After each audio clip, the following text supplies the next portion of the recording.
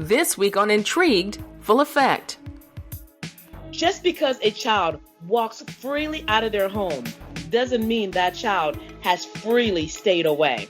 Just because a child disappears doesn't mean she ran away. Go find those children. I'm Chandrea Thomas, and welcome to episode 13. In this podcast, I talk about curious cases, disappearances, and other stuff. And today I'm talking about the disappearance and murder of 16-year-old Jholie Moussa from Alexandria, Virginia. I spoke to Jholie's aunt, Veronica Iyenga, about what happened and how she started a nonprofit called Not-A-Runaway in Jholie's honor. The goal of the organization is to help families who are searching for missing loved ones as they navigate the judicial system. She also talks about the signs of abuse that ultimately led to Jholie's death. So let's get right into this case. This is what happened. It was around 4:15 on January 12th of 2018 in Alexandria, Virginia. According to reports and family members, Jholie and her twin sister Jholie were spending time together while their father was out of town for work. Jholie was having a normal day with her twin sister, and things seemed to be going well. Then Jholie reportedly got a series of text messages and left the house at the 4200 block of Sonia Court that afternoon, saying she'd be right back. Then at around 8 p.m., Jholie's twin got a text that Jholie was going to a party in Norfolk. That was the last communication the family got from Jholie's phone. This is what her aunt Veronica had to say about that night and the fierce search for Jholie and answers. Veronica Iyenga, the aunt of 16-year-old Jholie Moussa, who disappeared in January of 2018. She's here to talk about what happened with her niece and also her drive to help other families. She actually started a nonprofit organization called Not-A-Runaway, and I'm going to talk to her about her niece's case as well as what the organization is about and why she got started with it all in the first place. So, Veronica, thank you for joining me. Thank you so much for having me. I appreciate the time. Oh, absolutely. First, I just want to offer my condolences to your family because I know it's been a pretty rough year plus for you guys considering everything. And I know, I'm sure it's still surreal for you right now.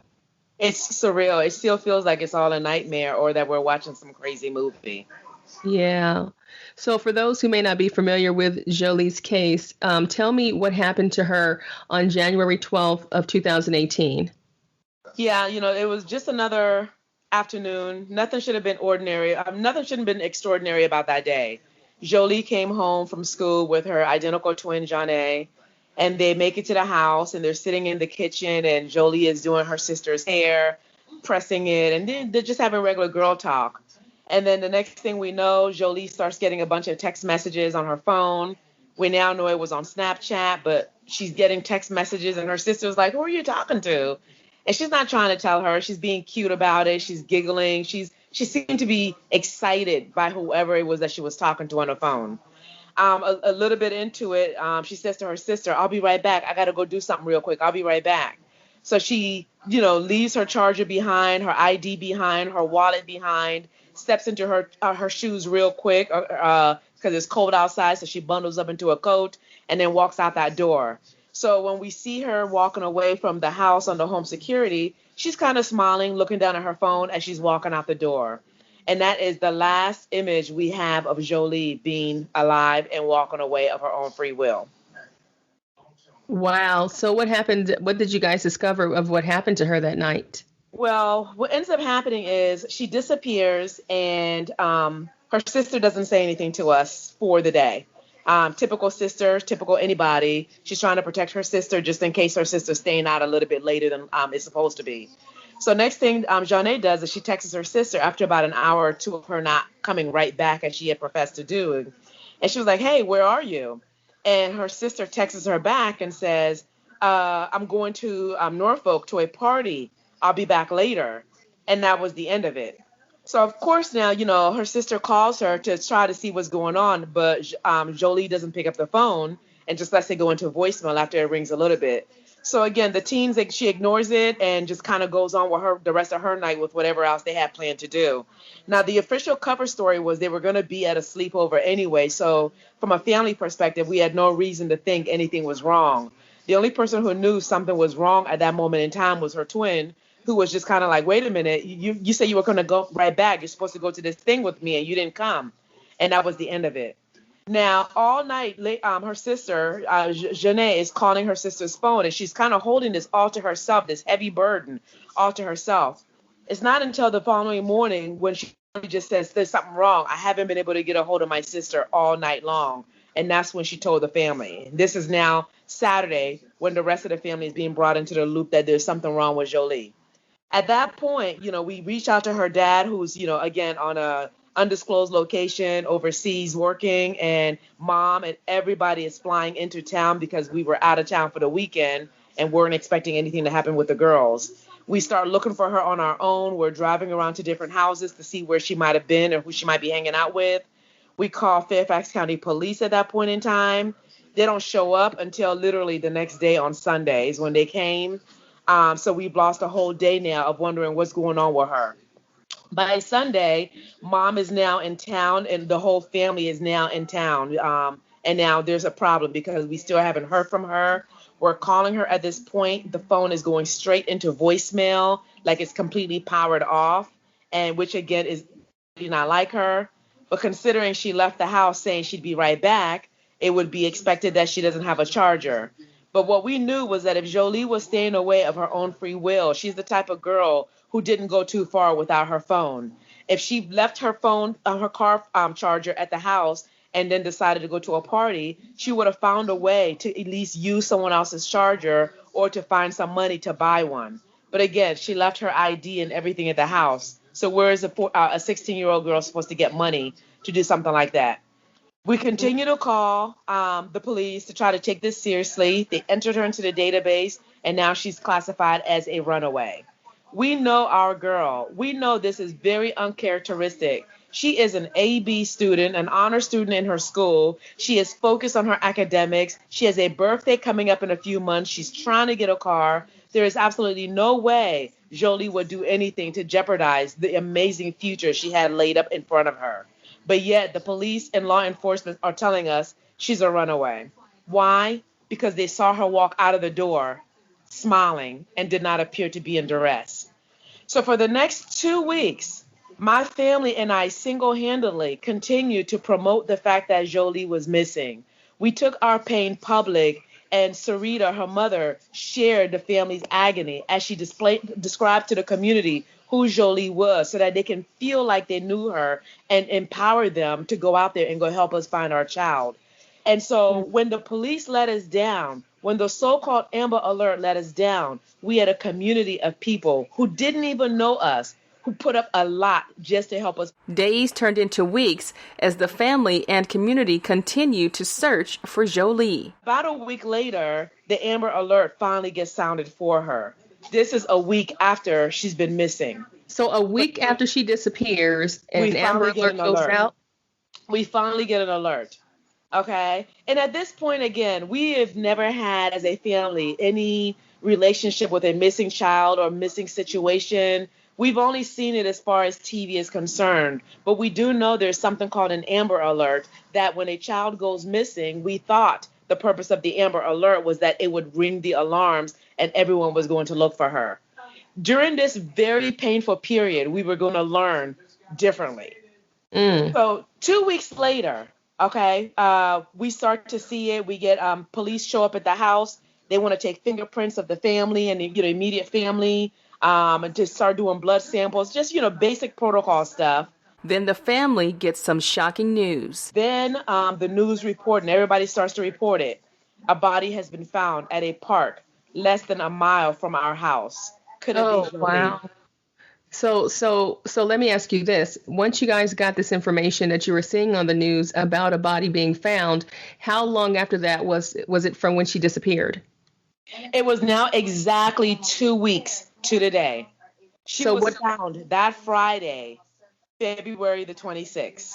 What did you feel inside when you heard about this body being found? Did you think it was her? It was surreal. It was not her. It was not Jholie. I could deal with the fact that maybe she had been trafficked, maybe she was kidnapped, maybe she was being held hostage, because in every one of those situations, we could repair her, we could fix her, we could get her the treatment and the help she needed to live a fulfilling life.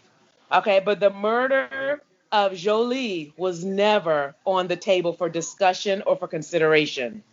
Jholie's body was found at a park near her home. She died from smothering and blunt force trauma. So when they told us this, and then they brought us, evidence that it was her, it was like everything came tumbling down. Now, we had 2 weeks to prepare for this situation, okay? But my heart broke in a million pieces because all I could say is, do you still think she's a runaway? Do runaway girls walk out their house and less than a mile away, they just drop down and die? Is that really what you thought was happening? It breaks my heart because as a mom myself, as a family member, as an auntie, she was my little daughter. She's my surrogate daughter that I never had. I asked myself, if we had taken just a little bit more precaution, paid a little bit more attention, taken her case a little bit more seriously, could Jholie have been found alive? And that is a question that haunts me to this day. We orchestrated search parties. We were in that park that Jholie was found in.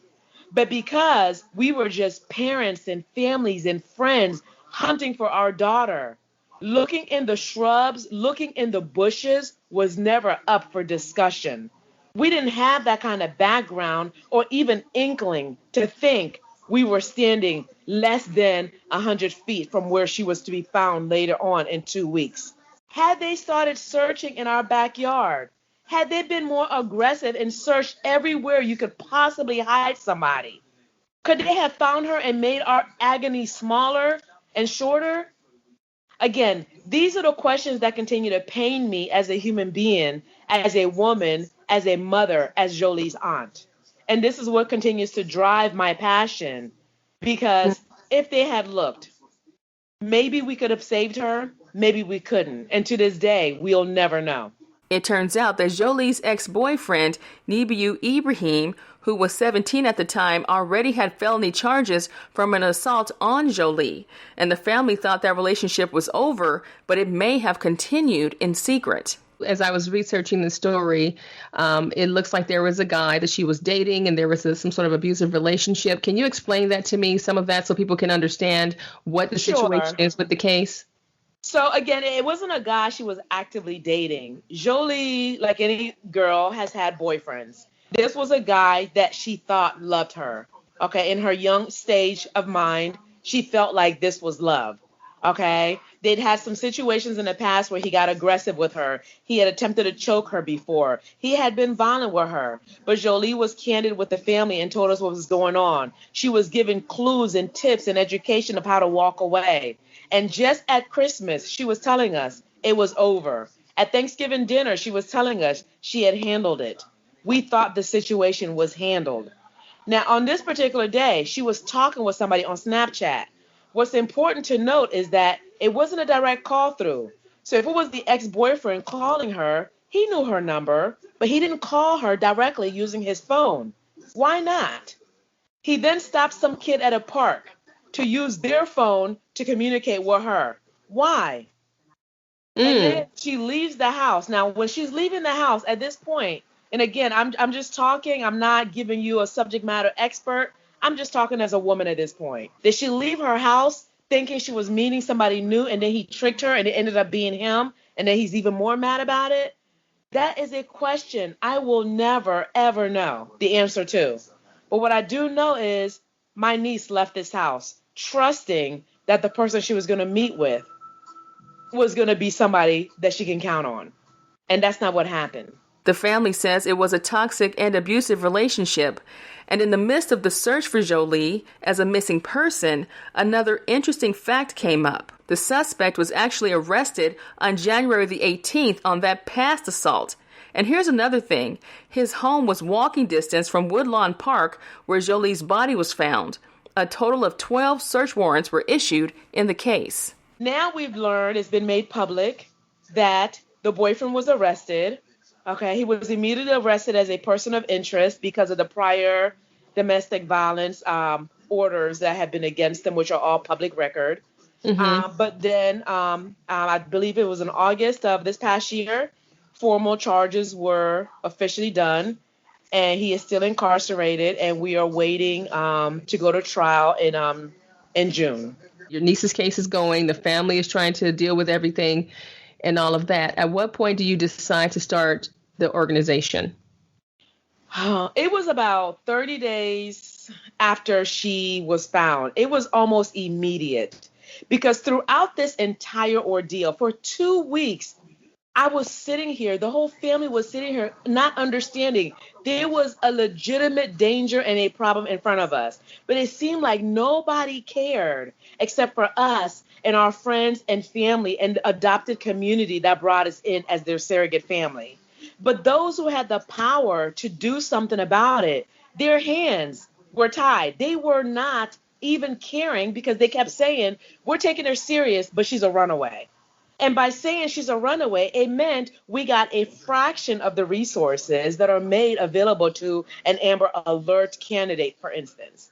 And so when this entire ordeal went through, when they finally found Jholie, you're so filled with bitter remorse, so filled with so many angry thoughts, but you don't know who you're angry with. Was this God's will? Is this what he had written in the cards for Jholie all along, or did we dramatically let her down? Because if we let her down, like I believe we did, we owe her a debt that is so great it could never be repaid back. And so during this whole ordeal, as we were planning her funeral, me, my sister, my brother-in-law, we were just so angry about this situation that it was like, listen, I'm not going to sit around and cry about this situation with Jholie and not do something about it. What are we going to do? Okay, because this is not acceptable. It's not acceptable that families have to defend their children's honor when we tell you they have gone missing. When a criminal commits an act of violence, he is given reasonable doubt. We automatically assume he's innocent until we can prove that he's guilty. But when a teenager goes missing, we automatically assume they ran away. They are hard-headed. They are a troubled child before we assume they could possibly be in danger. It seems to me we've got that flipped around. A child that is under 18 does not have the legal capacity, okay, to give consent for anything. So when I tell you my child didn't make it home today and we need you to go find her, go find her. It is with that passion that we decided to create an organization called Not-A-Runaway. And that's a testament to what was being said about Jholie. We were tarnishing her reputation, her good name, her legacy by saying, okay, in so many words, she was a troubled youth, a spoiled brat who ran away from home and couldn't deal with whatever trouble she might have been at home with. All of which were completely a contradiction to who Jholie was.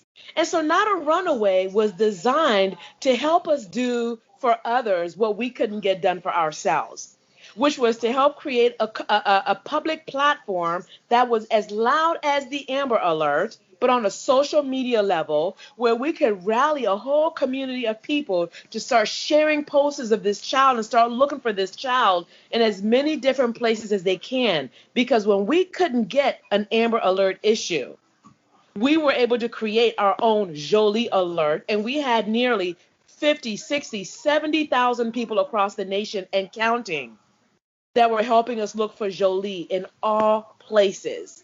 When you say 60,000 people, how do you come up with that particular number? Well, we actually started, we went public with our pain and we took to social media.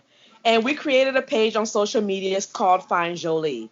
And within a matter of days, we had 50, 60,000 members in our group. We would post a video and it would get shared 100,000 times at a time. We would track the visitors on that particular page. The hits were off the roof. We got emails from all over the place. We got calls from press all over the place. This was a high-profile situation. The FBI got involved within 4 days while the police were still claiming she's a runaway. Is that website, is that Facebook page still up? Yeah, the Facebook page is still up. It's called Not-A-Runaway. If you look it up, you'll see the page for Not-A-Runaway, but you're looking for a group called Not-A-Runaway. We renamed it after Jholie was found. And so that's where we are now. So we still have our members in the group. And now what we're trying to do is to use this magnificent platform we found ourselves in to offer a voice that's loud for other families of other missing kids that don't get the notoriety that an Amber Alert could give them. You know what? It was interesting. We were having that conversation when we first talked about the case and your organization, and how there are people kind of sporadically put across the country, just kind of positioned and doing their own thing. Like, you're doing what you're doing. I'm doing the stories that I'm doing. There's various people that I've connected with since I've been doing the stories on missing people of color. And it seems like eventually, I'm hoping at some point we can all kind of become one or in some way. Exactly. This is kind of part of that process, but because it becomes more of a network, of us helping each other to try to make all of these things happen. So with the organization, what have you guys been able to accomplish so far? So what we did was, during the very first months, again, everything is raw, and this is how I'm dealing with the loss of Jholie, is that I'm just jumping into work. The emotions are still raw. So, Sarita, the mom, she's got to deal with her other daughter as well as her own emotion along with dad. The entire immediate family moves out of the state of Virginia because the pain is so raw. It's like the state let us down. The county let us down. The city let us down. Everything about that state, hurts our skin and our spirit because of how it took something really precious from us. But I'm still here. My sister is still here, and my brother-in-law is still here, along with our mother. And so since this was Jholie's backyard, we do not want her name to ever be forgotten. We want to try to make a name and build her legacy, so as many kids as we could possibly keep safe in Jholie's name, our mission will have been accomplished. So since we started, one of the very first things we actually did was we started to attend missing children forums in the DC area. So we attended a couple just to kind of see how magnificent this issue was. I mean, we never realized how many African American children, specifically teenage double-digit 11 and older, go missing and an Amber Alert is never issued. In fact, they're just simply labeled runaway or voluntarily walked away, which means we're not looking for her, in other words. And so by going there and starting to see this, we realized there was a miseducation, because if these kids were willingly running away, maybe they didn't fully understand the gravity of their decisions at that moment in time. So the first task that Not-A-Runaway did was, during the summer of 2018, we actually pulled together a group of girls and we ran an advocacy leadership camp, called the Girls Rock Leadership Camp. During that camp session, for 2 solid weeks, 80 hours, we immersed these girls into the world of the missing. We took them to meet with local jurisdiction police from the tri-state area. They went down and had a tour of the Missing and Exploited Children's Center in Alexandria. We met with families of other missing children so that these girls could understand what it meant to advocate and what the pain felt like for those that were left behind. And then we took these girls on Capitol Hill so that they could start petitioning for changes to the Amber Alert. We wanted them to get passionate, because as an adult, I can fight this battle about the Amber Alert, but it doesn't directly impact me. But as youth, with their voice, it impacts them dramatically. Because how scary is it for one of them to know that if you disappeared, you're going to be labeled a runaway unless somebody sees you getting snatched up. We want these girls to put their voice to the law so that we can help drive change. It was magnificent. So that was the first thing we did.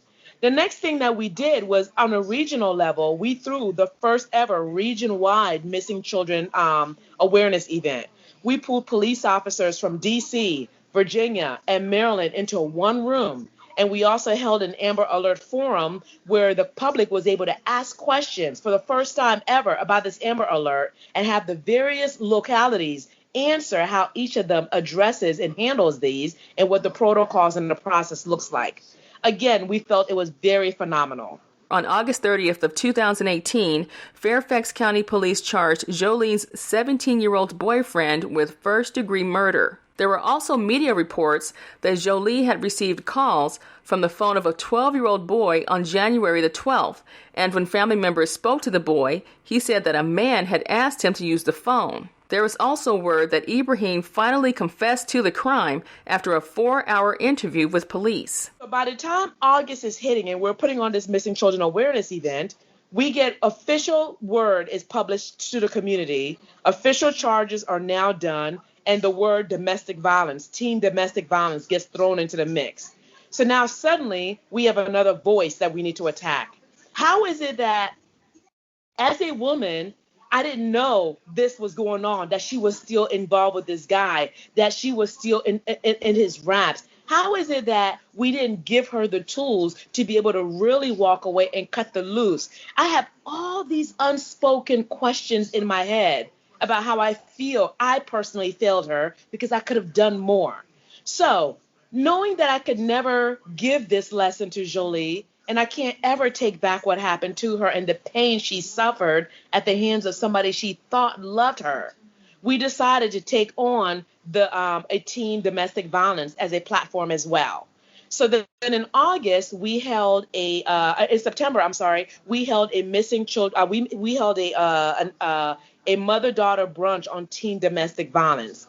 And we were fortunate to pool a group of 80 moms and their daughters. And we offered brunch. We had speakers come out. So again, that made me happy because once again, we continue to make strides in her name. So while those bigger public initiatives are going on, behind the scenes, we're still meeting with legislators. We're still trying to see if we can make amendments to the Amber Alert or at least stretch it some way. How is her twin sister doing right now? Oh my gosh, Janae makes me so proud.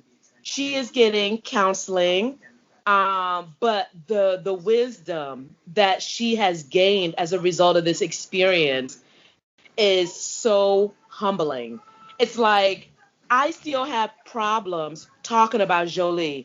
There are so many things about her that are just personal that we'll never share. But when you talk to her twin, she talks to her like she talks to her every day. She talks about everything. She holds nothing back. And when I watch her or I listen to her, my heart just wants to break into a million pieces because of how strong she has become in this past year.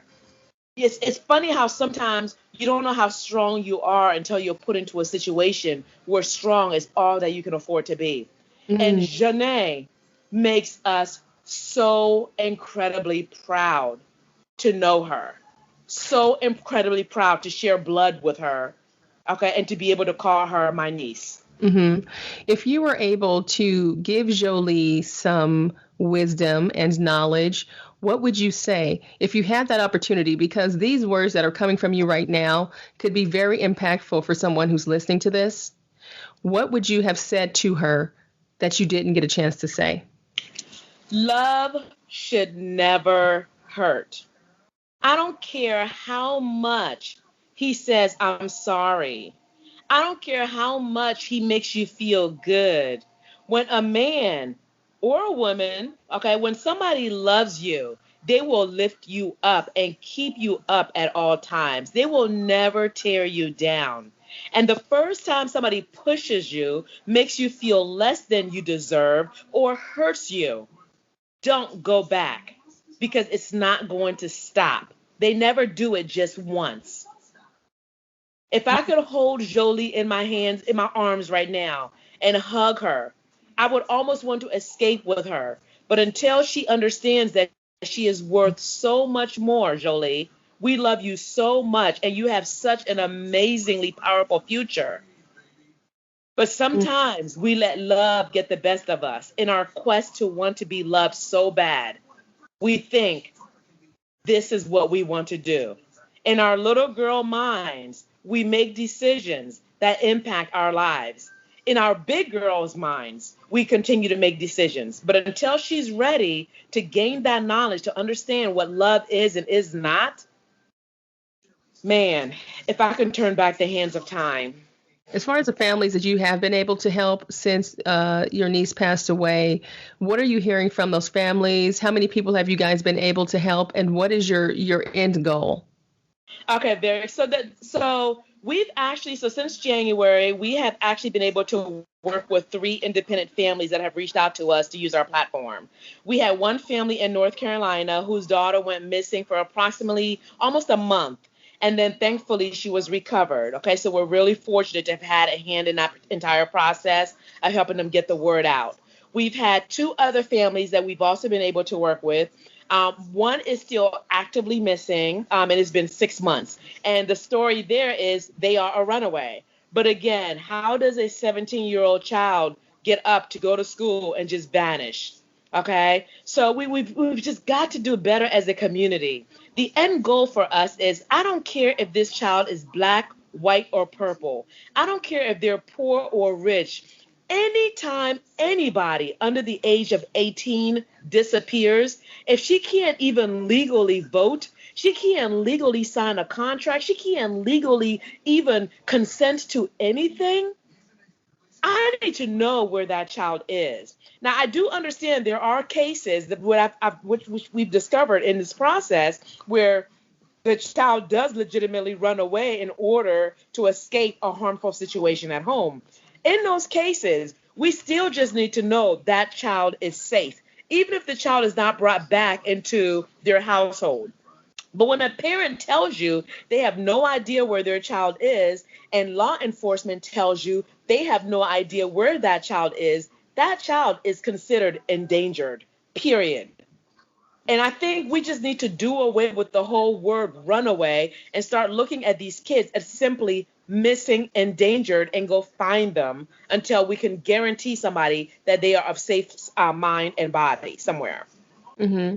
Is there anything that you would like people to know as far as maybe sharing on social media? What would you say to folks who have been helping you throughout this whole process? I can't begin to say thank you enough. If we didn't have the support that we had, Jholie could have become another nameless, faceless, missing black girl.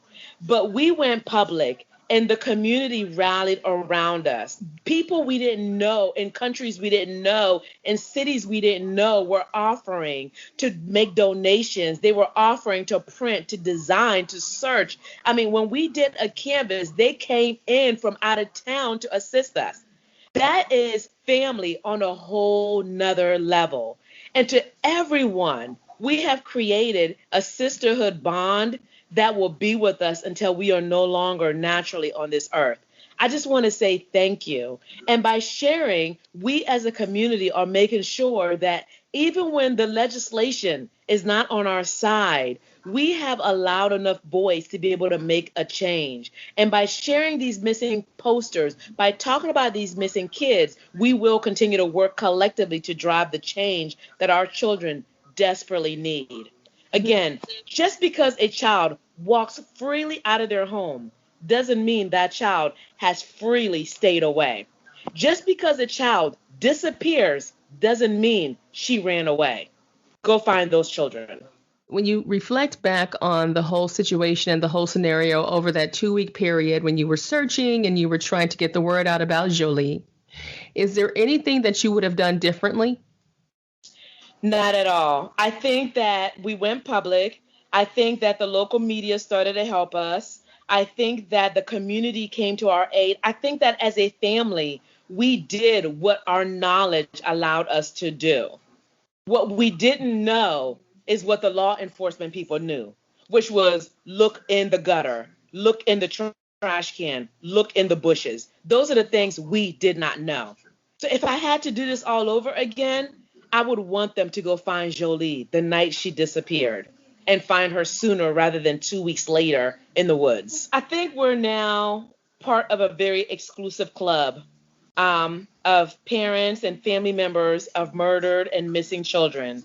And I think the bond that we now have as a man-made family is so great that we have to continue to help ourselves. We have to continue to keep our kids safe, even in spite of them. So even if those child are willfully running away or walking away from their house, we still have to go find them and ensure that these babies are safe. Because again, they know not what they do. And it's our job as adults to keep them safe. All right, Veronica Iyanga. I like your name, by the way. Thank you. I want to thank you for your time today, and hopefully that things will move forward with your organization, and more people can get involved, and it'll spread, and we can all be connected with this because getting the word out about people, especially when we're missing and you're young and all of that, we need to get that information out to people as quickly as possible, and it needs to be recognized and understood that they are not always a runaway. Absolutely. And if you have a family member that does go missing and it's a teenager and they're not getting traction, feel free to reach out to us. You can visit us online at www.notarunaway.org. We're very responsive. We want to help. There's a whole community of people that like to do things like this. We are now part of that community. Let us be your vehicle. Thank you so much again for this platform. Absolutely. When it comes to my final thoughts about the case, it's simply horrific that Jholie's young life was taken from her because she was a young woman with a bright future. I also wonder how many cases are classified as runaway when the person was taken against their will and murdered.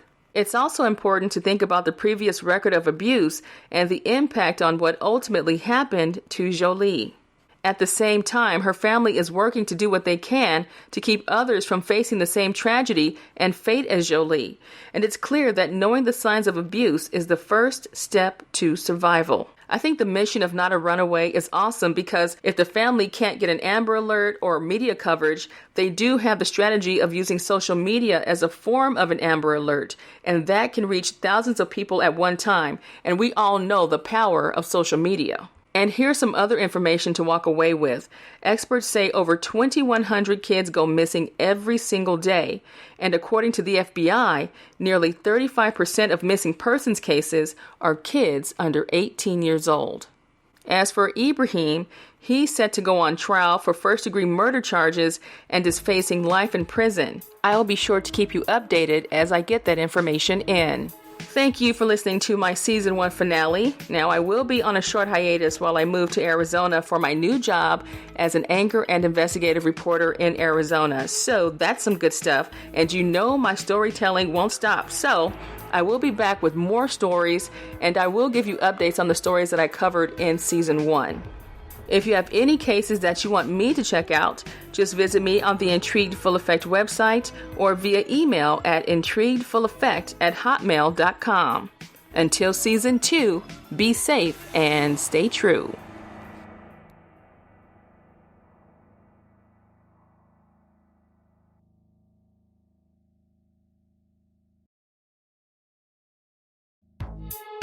The views, information, or opinions expressed during the Intrigued Full Effect, Curious Cases, Disappearances, and Other Stuff podcast are solely those of the individuals involved and do not necessarily represent those of the host. The primary purpose of this podcast is to educate and inform. The host of this podcast assumes no liability or responsibility for any activities in connection with opinions shared in the podcast. The podcast and blog associated with it shall not be used in any legal capacity or as a basis for expert testimony. Any copyright material in the podcast is approved by the owner or as part of the public domain. Music by Pond 5.